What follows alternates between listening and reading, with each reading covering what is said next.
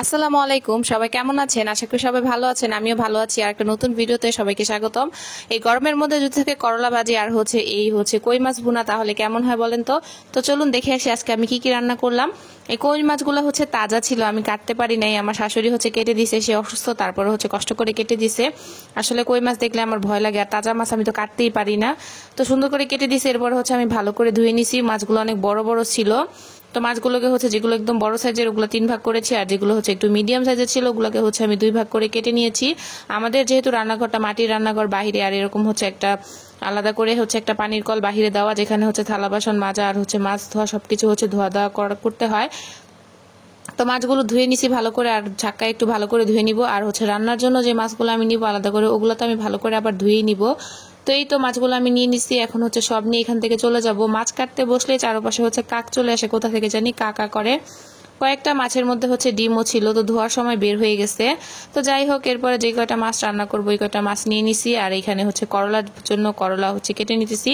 করলা আসলে গোল গোল করে কেটে ভাজি, আমার শ্বশুর বলে এইভাবে নাকি অনেক মজা হয়, তো এইভাবে করে কাটতেছি।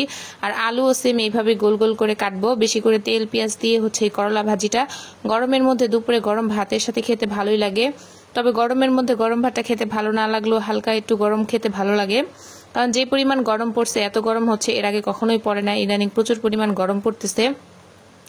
আর এই গরমের কারণে রান্নাঘরে তো আমি ফ্যান নিয়ে চলে আসি রান্না করার জন্য, কারণ মাটির চুলা প্রচুর তাপ দেয় আর গরম লাগে, অনেক ধোয়া হয়।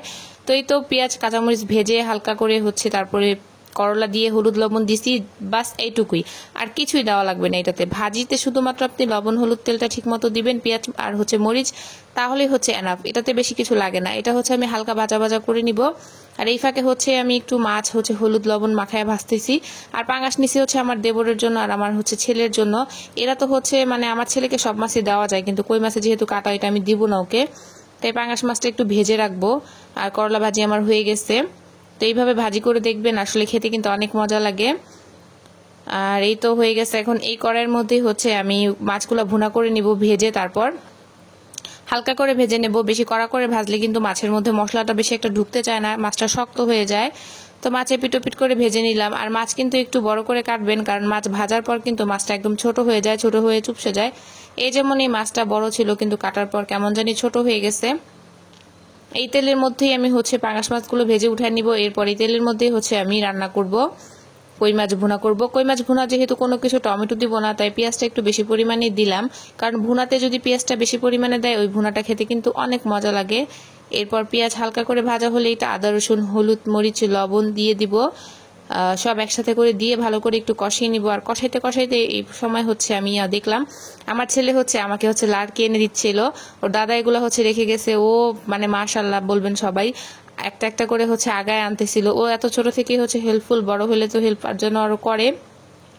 মেয়েরা নাকি মায়ের দুঃখ বুঝে, ছেলে নাকি বাবার দুঃখ বুঝে। তো যেটাই হোক, বড় হলেও একজন ভালো মানুষের মতো মানুষ হোক, ওর জন্য দোয়া করবেন সবাই। ও যেন সুস্থ থাকে, ভালো থাকে, মানুষের মতো মানুষ হোকে করতে পারি।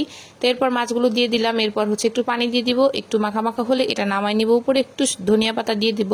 আমাদের ছাদে কিছু ধনিয়া পাতা আছে, তো এগুলো ছাদের ধনিয়া পাতাই। আর আজকের মতো দুপুরের এই খাবারটুকুই ছিল। যারা যারা আমার পেজটি মানে দেখতেছেন একটু ফলো দিয়ে দিবেন, আর যদি হচ্ছে ইউটিউব থেকে দেখেন অবশ্যই একটু সাবস্ক্রাইব করে দিবেন। গরমের এই দুপুরবেলা এই খাবার খেতে কিন্তু আসলে মজাই লাগে। সবাই খেয়ে বলছে যে হচ্ছে কই মাছ ভুনাটা আসলে অনেক মজা হয়েছে। আমি সবসময় ভুনা অল্প পেঁয়াজ দিয়ে করি, তো এই মনে হচ্ছে যে অনেক পেঁয়াজ দিয়ে করেছি। তো যাই হোক, আজকে এতটুকুই। সবাই ভালো থাকবেন।